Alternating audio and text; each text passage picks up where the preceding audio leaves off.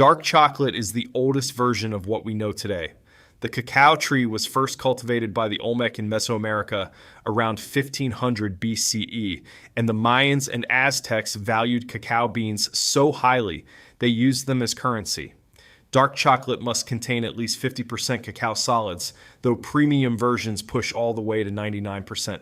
That percentage tells you exactly how much of the bar comes from the cacao bean itself versus added sugar. Belgian chocolatiers in the 19th century pioneered the smooth texture we recognize today by inventing the conching process, which grinds the chocolate for hours or even days. The higher the cacao percentage, the more complex the flavor becomes. Some taste fruity, others go earthy or nutty, depending entirely on where the beans were grown. And here is something most people never think about. Before that conching process was invented, even expensive chocolate had a gritty, coarse texture that bore almost no resemblance to what sits on shelves today. Milk chocolate came later, and it almost never happened. In 1875, a Swiss chocolatier named Daniel Peter spent 8 years trying to combine milk with chocolate, but the water content in milk kept causing the mixture to spoil or separate. His breakthrough came when he partnered with his neighbor, Henri Nestlé, who had invented powdered milk. And together they created the first stable milk chocolate the world had ever seen. By law in most countries, milk chocolate must contain at least 10% cacao solids and 12% milk solids. American milk chocolate carries a slightly sour tang that surprises many people outside the US. And the reason goes back to Hershey's original recipe, which used partially lipolyzed milk, a preservation technique developed before refrigeration was common. That distinctive flavor became so embedded in American culture that it is now considered the standard taste of chocolate in the United States. It is so interesting that soldiers who grew up eating Hershey bars during World War II came home with that flavor locked into their memory, and an entire industry was built around it. White chocolate is technically not chocolate at all. It contains no cacao solids, only cocoa butter, sugar, and milk. Nestle introduced it commercially in 1930 with the Galac bar in Europe, and for decades purists refused to acknowledge it as chocolate. The FDA did not officially recognize it as such until 2004. White chocolate must contain at least 20% cocoa butter and 14% milk solids. It is notoriously difficult to work with because cocoa butter melts at body temperature, making it tricky to mold and shape. Some sweet makers treat it less as a flavor and more as a canvas, using it to carry other ingredients like vanilla, matcha, or freeze-dried fruit. The irony is that despite being dismissed by serious chocolate makers for decades, white chocolate outsells many darker varieties in markets across Asia and Latin America. Ruby chocolate was announced in 2017 after more than a decade of quiet development. It is made from specially processed ruby cacao beans found in Ecuador, Brazil, and Ivory Coast.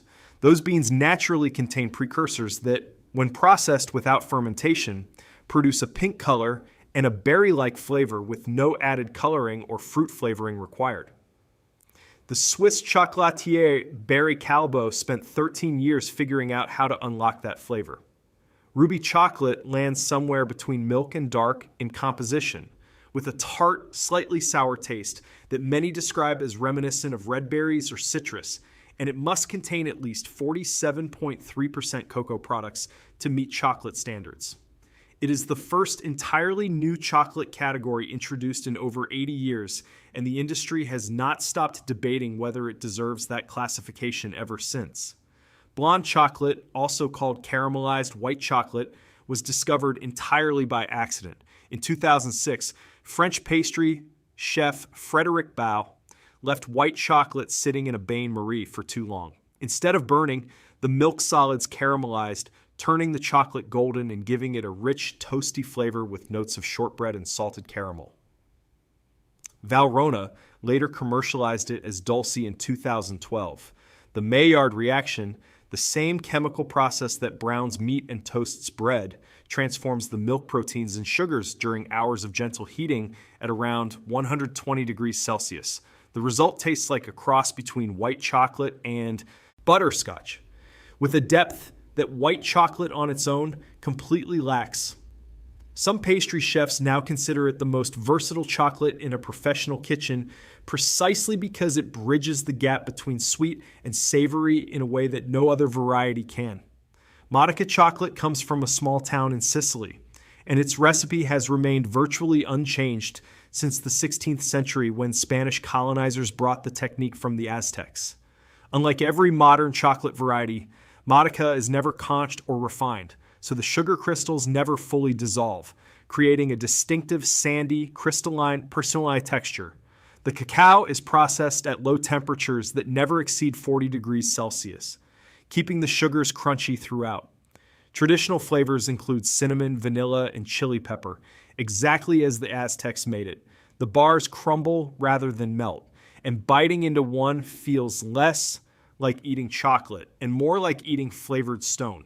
The European Union granted Modica Chocolate protected geographical indication status, meaning only chocolate made in that specific Sicilian town according to that specific ancient method can legally carry the name.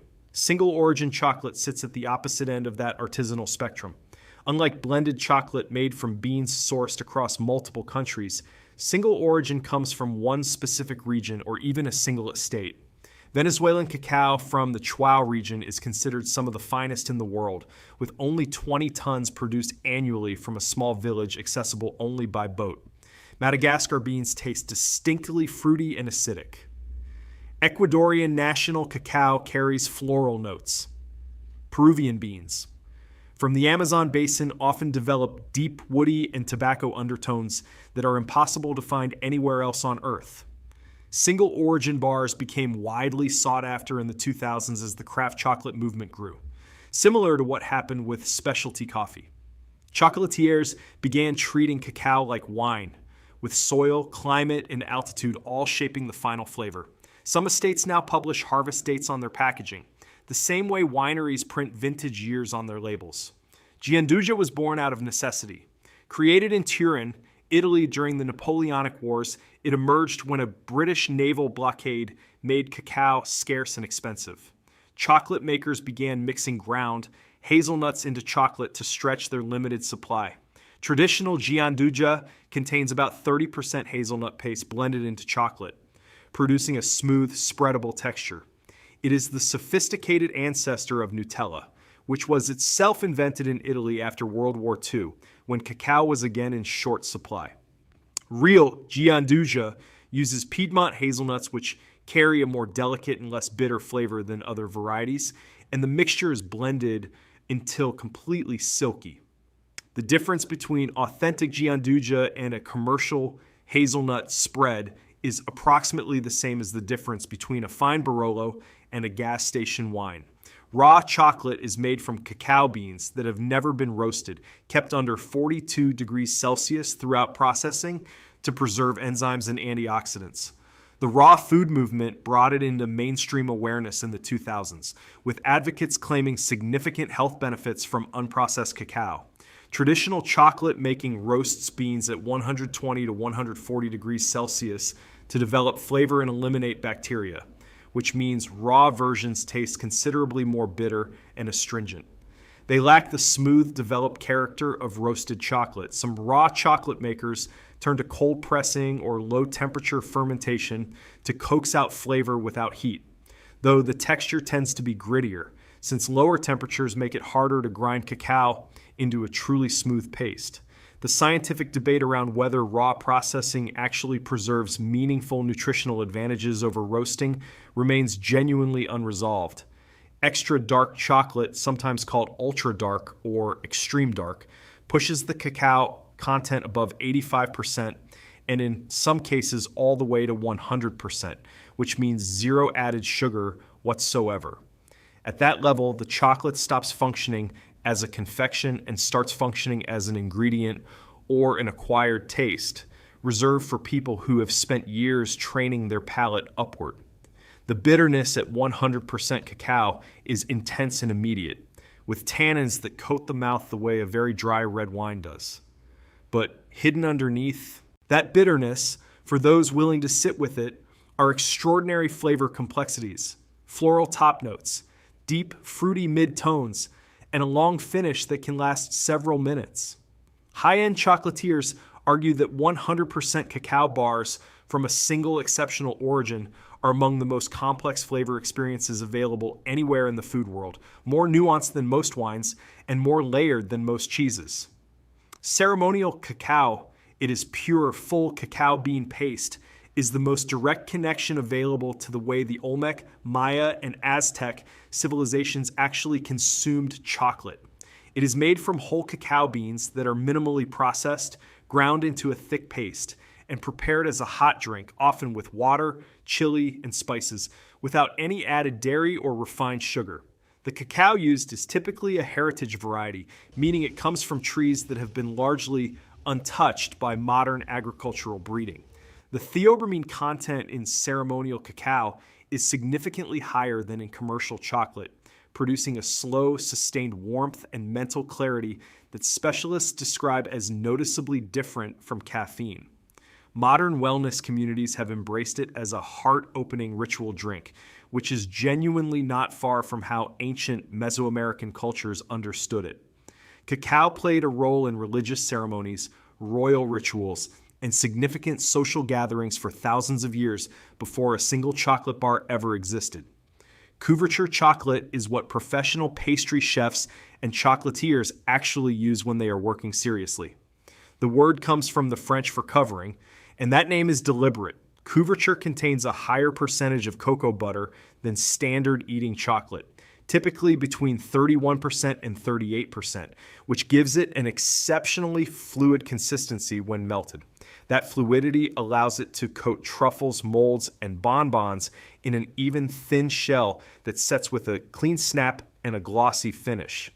Grocery store chocolate chips, by contrast, are specifically designed not to melt completely, which is why cookies hold their shape in the oven.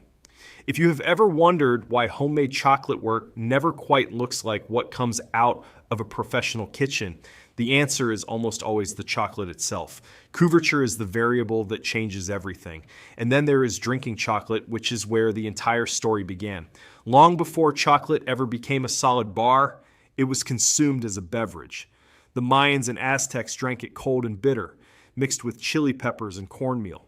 When Spanish conquistadors brought cacao to Europe in the 1500s, they added sugar and served it hot, and it became a luxury drink reserved for aristocrats. Chocolate houses in 17th century London became some of the most important social and political gathering places in the city, the equivalent of today's coffee shops, except the drink being served had been traveling across an ocean for decades before it reached the cup. European drinking chocolate is nothing like the hot cocoa most people know. It is made by melting actual chocolate into milk or water rather than stirring in powder. French chocolate chaude and Italian cioccolata calda are so thick you could almost eat them with a spoon. The Spanish traditionally serve it alongside churros for dipping. And in Vienna, they top it with whipped cream and call it Viennese chocolate, the final evolution of a drink that has been with us for 3,000 years, worn different shapes across different centuries, and somehow never stopped being exactly what people reach for when they want comfort